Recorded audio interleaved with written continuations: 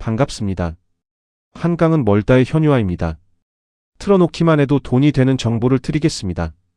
어렵더라도 끝까지 틀어두세요. 우리는 추격 대신 구간을, 감정 대신 규칙을 선택합니다. 구독과 좋아요, 알림 설정 부탁드립니다. 시장은 변하지만 우리의 기준은 지킵니다. 그럼 시작하겠습니다. 오늘 시장의 출발점은 단순합니다. 비트코인이 지난주 저점 영역을 지키며 일간 추세선 위로 올라섰습니다. 단기 약세 흐름이 끊겼다는 신호입니다. 가격은 9만 달러대 초반에서 중반을 오가며 하루 기준 1%에서 3% 사이의 반등폭을 보이고 있습니다. 전일 급락이 없었고 변동성은 점진적으로 회복되는 양상입니다. 이 반등은 공포가 완화되는 가운데 연준회의 대기 수요가 겹친 결과입니다. 당장은 급격한 하락을 유발하는 손절 연쇄가 보이지 않고 매수 호가대가 눌림마다 받아내는 구조가 나타납니다. 이번 주 핵심 이벤트는 이틀 일정의 연준 통화회의입니다. 결과와 기자회견이 이어지며 그 여파가 위험자산 전반의 변동성을 키울 수 있습니다. 시장은 금리 인하 가능성을 일정 수준 선반영하고 있습니다. 금리 인하는 무이자 자산의 기회비용을 낮추기 때문에 위험 자산의 위험 프리미엄을 축소하는 효과를 냅니다. 암호자산에는 긍정적입니다. 다만 결과가 기대에 못 미치면 단기 반등이 꺾일 수 있습니다. 그래서 결과 이전 구간과 결과 이후 구간을 나눠서 접근합니다. 기대는 포지션의 이유가 아닙니다. 결과가 확인되고 가격이 구간을 통과할 때 대응합니다. 비트코인은 사상 최고가 대비로는 여유가 남아 있습니다. 10월 고점 대비 약 20%대 후반의 괴리가 남아 있습니다.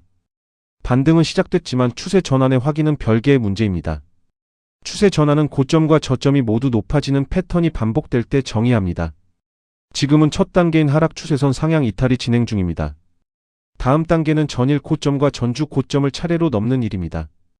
그 이후에는 10만 달러에서 10만 5천 달러 사이의 매물대를 처리해야 합니다. 이 구간은 손실 분할 매도와 단기 청산이 겹칠 확률이 높습니다. 익숙한 저항대입니다. 이 구간을 강하게 돌파하면 11만 달러대 초반까지는 매도 두께가 얇아집니다. 반대로 이 자리에서 밀리면 8만 8천 달러에서 9만 달러 초반의 재확인이 나올 수 있습니다. 현재 유동성과 파생 포지션을 감안하면 상방 재도전 60%, 박스권 정체 25%, 하방 이탈 15%로 둡니다. 이 확률은 회의 결과와 발언에 따라 수정됩니다. 시장 전체의 힘 배분을 읽기 위해 도미넌스를 봅니다. 도미넌스는 전체 암호자산 시가총액에서 비트코인이 차지하는 비율입니다. 최근 며칠 사이 도미넌스는 고점 부근에서 완만하게 내려왔습니다. 알트코인의 상대 강도가 조금씩 회복된다는 신호입니다. 강한 알트장이 오려면 이 비율이 추가로 낮아져야 합니다. 비트코인이 버티면서 알트코인이 더 오르는 구성이 가장 이상적입니다. 반대로 비트코인이 급락하며 도미넌스가 내려가는 경우는 좋지 않습니다. 그때는 시장 전체가 약합니다. 현재 값은 58%대 중후반으로 관측됩니다. 이 수준은 알트 순환이 가능하지만 비트코인의 지배력이 여전히 큰 단계입니다. 그래서 알트는 선택과 집중이 필요합니다. 이더리움은 3,000달러대 초반을 회복했습니다.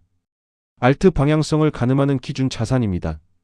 이더리움이 3,000달러를 지지로 굳히면 대형 알트의 신뢰가 올라갑니다. 반대로 이 수준을 잃으면 알트 전반의 탄력이 꺾입니다. 오늘 오전 흐름만 보면 지지 시도에 무게가 실립니다. 유동성은 거래소, 현물과 선물 모두에서 증가하는 추세입니다. 이것은 추격이 아니라 눌림에서의 체결이 늘고 있음을 뜻합니다. 연속성은 오후와 마감 시간대 체결 강도로 확인합니다.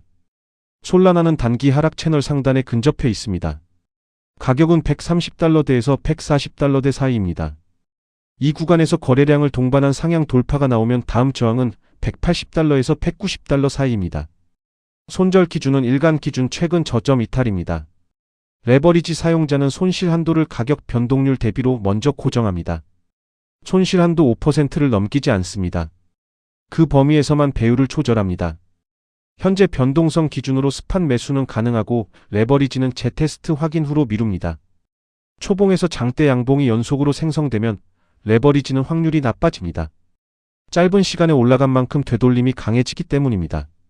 오늘 구간에서 효율적인 첩근은 돌파 후 재확인 구간의 분할 진입입니다.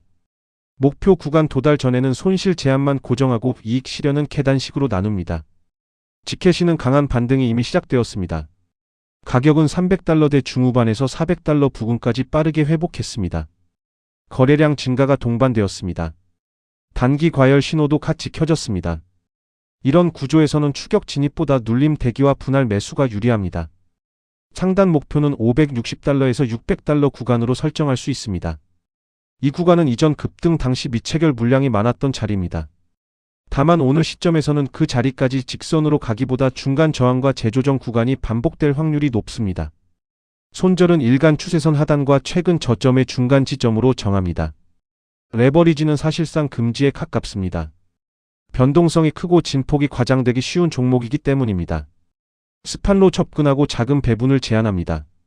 대신은 한 달 동안 급락과 반등이 교차했습니다. 현재는 40달러대 중후반입니다. 단기 목표는 80달러가 아니라 60달러대 초반부터 순차적으로 잡습니다. 구조가 약하고 유동성이 얇습니다. 이럴 때는 장대 양봉 뒤에 되돌림에서만 제한적으로 대응합니다. 손실 한도를 더 보수적으로 잡고 이익 실현은 더 빠르게 합니다. 거래량이 동반되지 않는 상승은 신뢰하지 않습니다. 가격만 오르고 체결량이 따라오지 않으면 매도 전환 신호로 봅니다. 카르다노는 대세 하락 이후 박스권을 만들고 있습니다. 오늘 값은 0달러대 후반에서 0달러대 초반까지의 좁은 범위에서 움직입니다. 이 자산은 장기 투자보다 단기 공략에 적합한 상태입니다. 파동의 길이가 짧고 방향성이 약하기 때문입니다. 오늘 전략은 상단 저항 부근에서의 추격을 피하고 하단 지지에서만 탄력 확인 후 소액으로 대응하는 것입니다. 대형 자금은 비효율적입니다. 탄력이 약할 때 대형 자금은 평균 단가를 올려놓고 빠져나오기 어렵습니다. 이제 시장 구조를 차례로 설명합니다. 첫째, 현물과 선물의 힘 배분입니다. 선물 미결제 약정이 늘어나면서 방향성 거래가 다시 살아나고 있습니다. 이때는 강한 방향성 봉에서 반대 포지션을 잡지 않습니다. 둘째, 강도 지표의 해석입니다. 주간 기준 상대 강도 지수의 하단 근접은 과매도 영역에서의 반등 가능성을 높입니다. 과매도는 즉시 반등을 약속하지 않지만 반등의 확률을 키웁니다. 셋째, 유동성의 흐름입니다. 상위 거래소의 호가창 두께와 체결 강도는 매수 대기 물량이 늘어나는 모습을 보입니다. 이 구조는 눌림 매수의 효율이 높은 환경을 만듭니다. 넷째, 도미넌스의 방향입니다. 비트코인이 버티고 도미넌스가 완만히 하락하면 알트의 탄력이 커집니다. 알트 선택은 시가총액 상위와 거래 대금 상위에서 시작합니다. 다섯째, 이벤트의 타이밍입니다. 결과 전 이틀과 결과 직후 이틀은 평균 변동성이 큽니다. 손절 기준을 평소보다 덜 타이트하게 두고 레버리지는 낮춥니다. 결과가 깜짝일 때만 예외적으로 트렌드 추종의 배율을 높입니다. 온체인과 파생의 교차 지표도 봅니다. 옵션 시장의 미결제 약정은 방향성에 대한 베팅이 쌓일 때 가격의 급격한 이동을 자주 동반합니다. 만기와 행사 가격이 몰린 구간에서는 델타 헤지 수요가 가격을 빠르게 움직입니다. 오늘 기준으로는 만기 집중 구간이 9만 달러대 후반과 10만 달러대 부근으로 관측됩니다. 이 구간에서 속도가 붙으면 짧은 시간에 연속 체결이 발생할 수 있습니다. 반대로 속도가 꺾이면 동일 구간에서 급격한 반전이 나타납니다. 그래서 이 벽을 통과하는 순간에는 분할 청산과 이동 손절을 자동화합니다. 수동 대응은 늦습니다. 실전 규칙은 간단합니다. 첫째, 추세선 이탈과 재확인을 묶어봅니다. 위로 이탈한 뒤 되돌림의 저점이 이전 저점보다 높게 형성되면 1차 조건이 충족됩니다. 둘째, 위험 대비 보상 비율을 수치로 고정합니다. 최소 2대3입니다. 손실 1%면 기대 이익 3% 이상이 되는 자리만 거래합니다. 셋째, 손절은 차트가 아니라 계좌에서 시작합니다. 하루 최대 손실 한도를 계좌 대비 1%로 정하고 이 한도를 초과하는 거래는 하지 않습니다. 넷째, 레버리지는 변동성의 역함수입니다. 변동성이 높을수록 배율을 낮춥니다. 다섯째, 이벤트 전날과 당일에는 포지션 수를 줄입니다. 관찰 시간을 늘리고 진입 시간을 줄입니다. 여섯째, 계단식 청산을 기본으로 합니다. 목표 구간에서 절반을 먼저 줄이고 남은 물량은 추세선 이탈 전까지 보유합니다. 알트 수급 공략은 종목별로 기준을 나눕니다. 솔라나는 상단 돌파 후 재확인 구간에서 현물 위주로 분할 매수합니다.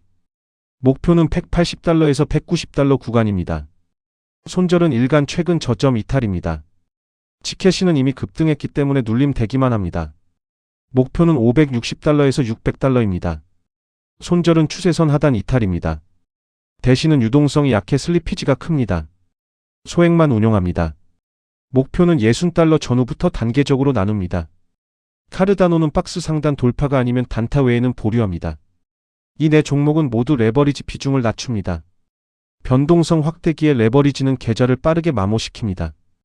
스팟 중심으로 계좌를 오래 숨쉬게 합니다. 행동 정리는 시간 순으로 단순화합니다.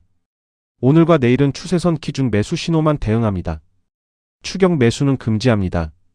손실 한도는 하루 1%, 거래당 0. 몇 %로 나눠 배정합니다. 분할 진입은 최대 3회로 제한합니다. 연준 결과가 나오는 시간대에는 포지션 수를 줄입니다.